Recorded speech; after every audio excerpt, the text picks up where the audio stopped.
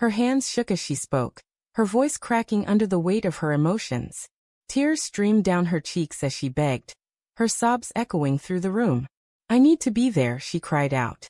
"I still love him." Those words cut through me like a serrated knife. We stood in the kitchen, my car keys lying on the counter next to her phone, its screen suddenly lighting up with a notification. Her ex-boyfriend had been in a crash, his car mangled in a ditch, now clinging to life in a hospital bed, blood seeping, perhaps fading away. Her breath hitched as she read the message, as if the air itself had betrayed her. Her eyes, frantic with fear, met mine, pleading for me to somehow tether him to life. I stayed silent, my fingers tightening around the keys, their sharp edges pressing into my skin. The drive to the hospital was shrouded in heavy quiet, peeling away pieces of the bond we once shared. She sat beside me, gripping her phone like a lifeline, while I stared at the road ahead, one hand on the wheel, the other clenched tightly on my leg. In the hospital parking lot, she didn't hesitate, didn't glance back. She leapt from the car, rushing into his world, leaving mine behind as if it had never mattered. That night, I packed a single bag with methodical calm, no drama, just a silence that roared louder than any goodbye. On the counter, I left a note. "He's yours now. Don't worry." Then I turned the key in the lock, its sharp click final, like closing a crypt. Things hadn't always been this way. Her soft laughter used to drift through her sleep, gentle bursts of joy that pulled my gaze in the darkness, stirring a smile on my face.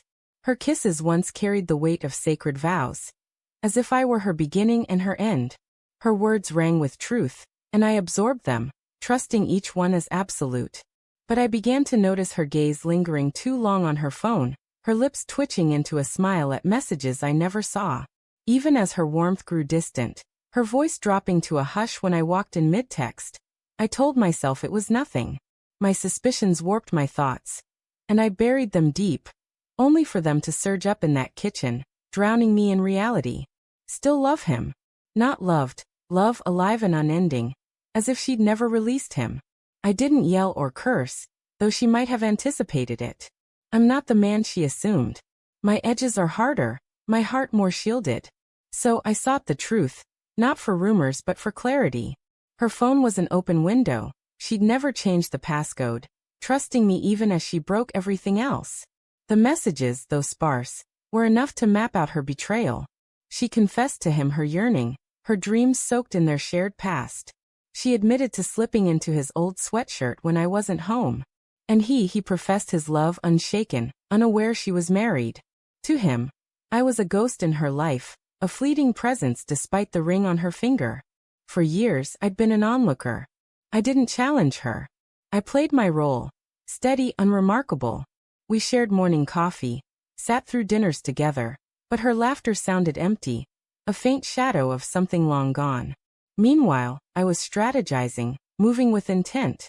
First, I met with a lawyer, quietly handing over a folder of every message, meticulously printed and time-stamped. He nodded, impressed by my precision. Next, I funneled money into accounts she didn't know existed. She'd always teased my financial caution, but now she'd see its value.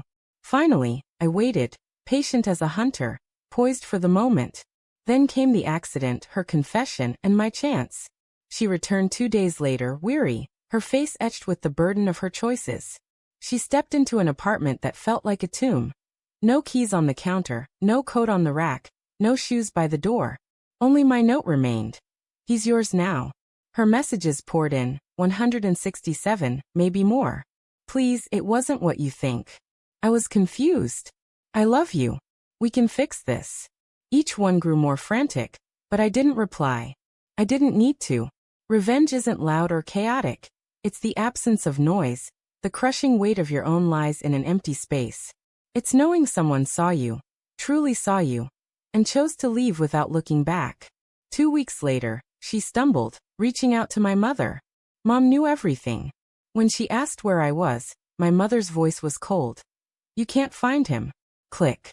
The divorce papers arrived the next day, pre-signed, ironclad, a masterpiece of legal clarity. She didn't resist, didn't write, didn't speak, just silence, finally. And her ex? He pulled through. But here's the twist. He didn't want her. He had a fiancée, someone who stood by him while my wife lingered in the hallway, clutching her remorse. She threw away everything for a mirage. A man who'd already forged a new life without her. Now she's alone, surrounded by the ruins of her choices, adrift. Her messages have faded, no more pleas, just a single refrain. I messed up. Each time I see it, I smile. She didn't mess up, she chose. And so did I. I didn't just leave. I erased her, deliberately, quietly, entirely, as if she'd never existed. Betrayal doesn't need a shout to find justice. Sometimes, justice is silence, and silence echoes forever.